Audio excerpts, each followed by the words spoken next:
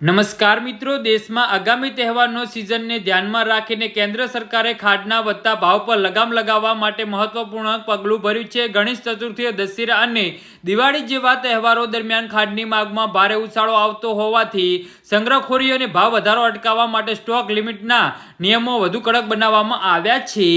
જી હા મિત્રો, તો નવા આદેશ મુજબ મોટા વેપારીઓ અને જથ્થાબંધ ગ્રાહકો માટે ખાંડનો સંગ્રહ કરવાની મર્યાદા ઘટાડીને માત્ર 15 દિવસ કરી દેવામાં આવી છે। કેન્દ્રીય ખાદ્ય અને જાહેર વિતરણ મંત્રાલય દ્વારા જારી કરાયેલા સત્તાવાર જાહેરનામા અનુસાર જે ડીલરો કે બ્લેક કન્ઝ્યુમર દર મહિને સરેરાશ 10 મેટ્રિક ટનથી વધુ ખાંડનો ઉપયોગ કે વેપાર કરે છે। જી હા મિત્રો, તો આના વધુ વિગતવાર વાત કરીએ તો તેઓ હવે 15 દિવસથી વધુ સમય માટે ખાંડનો સ્ટોક સંગ્રહિત કરી શકશે નહીં। આ નવો નિયમ 1 સપ્ટેમ્બરમાંથી અમલમાં આવશે અને 30 નવેમ્બર સુધી લાગુ રહેશે।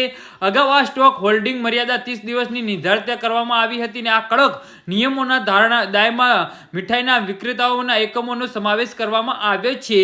તો મિત્રો, સમાચારમાં વધુ વિગતવાર વાત કરીએ તો જોકે સરકારી સંસ્થાઓ અને સ્થાનિક પ્રશાસનમાં આ મર્યાદામાંથી મુક્તિ આપવામાં આવી છે। સ્થાનિક બજારોમાં ખાંડના જથ્થાબંધ ભાવમાં તાજેતરમાં નોંધપાત્ર ઉછાળો જોવા મળ્યો છે। અનિયમિત વરસાદ અને ઉત્પાદનની ચિંતાઓમાં વચ્ચે કૃત્રિમ અસર ઊભી ન થાય તે માટે સરકારે આ પગલું ભર્યું છે। જી હા મિત્રો, તો આના વિશે તમારું શું કહેવું છે તો નીચે અમારી કમેન્ટ બોક્સમાં જરૂરથી જણાવજો અને અમારી યુટ્યુબ ચેનલને સબસ્ક્રાઇબ કરવાની ભૂલતા નહીં। ધન્યવાદ।